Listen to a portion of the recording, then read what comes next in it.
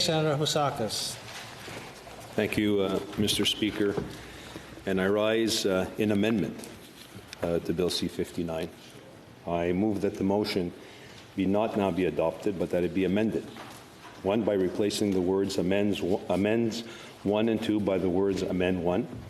2, by deleting in the English version the word and at the end of the first paragraph. And 3, by replacing the second paragraph of the following, that the Senate insist on its Amendment 2, to which the House of Commons has disagreed. That pursuant to Rule 16.3, the Standing Senate Committee on National Security and Defense be charged with drawing up the reasons for the Senate's insistence on its amendment. That the committee present its report with reasons pursuant to this order no later than June 28, 2019, and that once the reasons for the insistence have been agreed to by the Senate, a message be sent to the House of Commons to acquaint that House accordingly. It is moved by the Honourable Senator Housakis, seconded by the Honourable Senator Smith, that the motion be not now adopted, but that it be amended. May I dispense? Are senators ready for the question? No. On debate? Senator Housakis, on debate. Colleagues, I rise today to speak on the matter of the government's response to the amendments made by Senate Bill C59, and of course to move the amendment. An act respecting the national security matters. I want to begin by noting that we have before us is all too typical government response to amendments made in the Senate. The Senate made 4 amendments to Bill C59. At least 3 of the 4 amendments reflected what the Senate Committee on National Security heard from very informed witnesses in relation to this legislation. But as is typical, the government has decided to only accept 2 of those amendments, specifically those which are the least disruptive to the government's core agenda when it comes to this bill. One amendment was proposed by Senator Gold, the bill's sponsor. When Senator Harder spoke on the government's response last week, he stated the following in relation to the amendment. He said, a blank schedule in relation to Part 1.1 of Bill C59, which enacts the Avoiding Complicity in Mistreatment of Foreign Entities Act, adding the schedule corrects an important technical issue by allowing the governor and council to add departments or agencies in the future that may have to comply with the Act. In other words, it's an amendment which the government itself proposed to correct its own drafting error. Not exactly earth-shattering, colleagues. The other amendment is more substantive and was proposed by my colleague, Senator Dagenet. It will require a parliamentary review 3 years after receiving royal assent, rather than the original 5. This is a more important amendment since hopefully there will be another government in power in 3 years which will be able to correct some of the weaknesses in this legislation. The current government is, of course, hoping that it will still be in power in 3 years and then be able to simply ignore this provision. But I now come to the amendments that the government has chosen to reject. These are the ones that, for lack of a better term, are seen to interfere with the bill as originally introduced in the Senate. One was proposed by Senator McFedrin, and while I may disagree with the objective of her amendment, it does reflect concerns some certain witnesses raised about the scope of the role of the new Intelligence Commissioner. The government has dismissed that amendment, and I'm sure that senators opposite can speak to their views on that rejection. That concerns me even more. However, the government's decision is to also reject the amendment proposed by my colleague, Senator McIntyre. In my view, the rejection of this amendment directly contradicts the government's own and very public pledge to fight the advocacy of terrorism and violence online. Just a few weeks ago, Foreign Minister Freeland said the following at the United Nations, and I quote her, "Today, hatred is increasingly spread through the internet, in online forums and on social media. We must be aware of this and work to stop it." I would argue that the government had its chance in relation to the amendment proposed to this legislation, by now has effectively decided to do nothing with it. To remind senators, what Bill C59 does is to eliminate the offence of advocating or promoting terrorism and instead replace it with the offence of counseling to commit a terrorism offence. The government has argued that the current provision in the law is unusable, and therefore replacing it with a more specific offence of counseling to commit a terrorism offence would lead to more charges that would be defended in court. However, just in September of last year, the Globe and Mail reported that Crown prosecutors in Montreal were using the very provision in the law claimed by the government to be unusable to remove terrorist propaganda from the internet.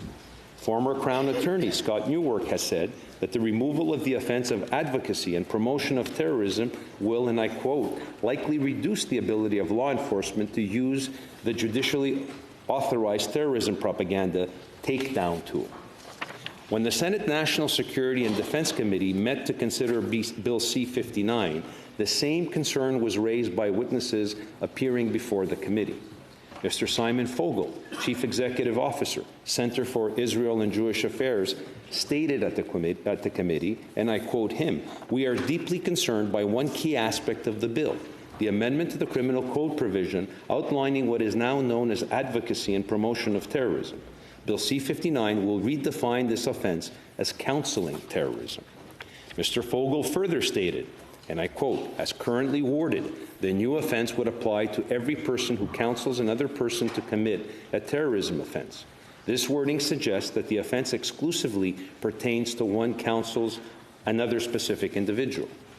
Consistent with what witnesses said in the House Committee, Mr. Fogel cautioned that this gap would create a potential loophole in the law.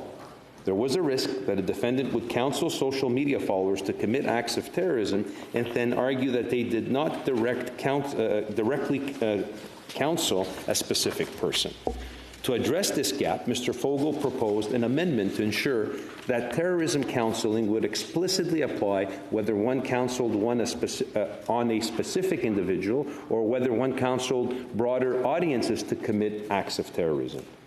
My colleague Senator McIntyre picked up on this very useful proposal and proposed an amendment to do just that. The amendment was supported by the majority of senators on the committee and was then ultimately passed by the Senate as a whole.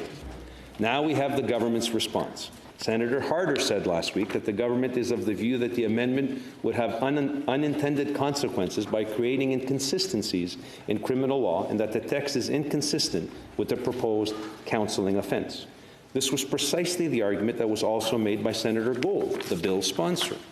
Senator Gold argued that the amendment was unnecessary because even under current law, counseling does not require an accused to know the identity of those he counsels. That evidently is not self-evident, since as former Crown Attorney Scott Newark stated, the removal of the offense of advocacy and promotion of terrorism will, in his words, likely reduce the ability of law enforcement to use the judicially authorized terrorism propaganda takedown tool.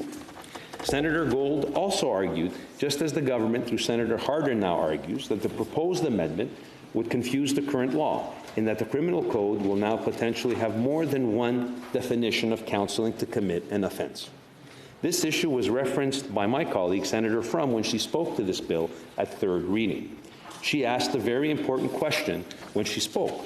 If such a risk does exist, why would the government not amend potentially conflictual sections of the code to make sure that those definitions are either broader or at least sufficiently consistent in the context of the specific offenses to which they apply?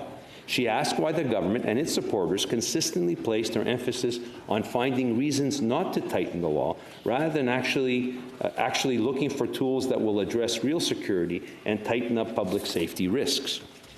If the government wants to prioritize real or imagined constitutional risks and not strengthen the law, why then do government ministers stand up at the United Nations, as Minister Freeland recently did, to proclaim that they're committed to taking firm action to stop the online promotion of hate and violence?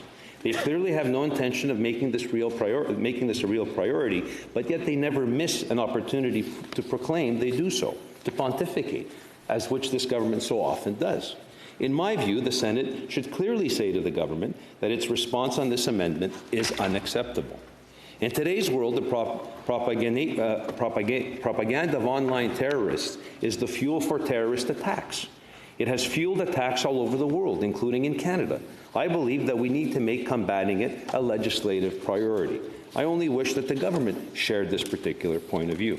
To correct at least one flaw in this bill, I believe the Senate must insist on Senator McIntyre's amendments, and I hope, colleagues, you will all support the amendments that I've put forward today. Thank you.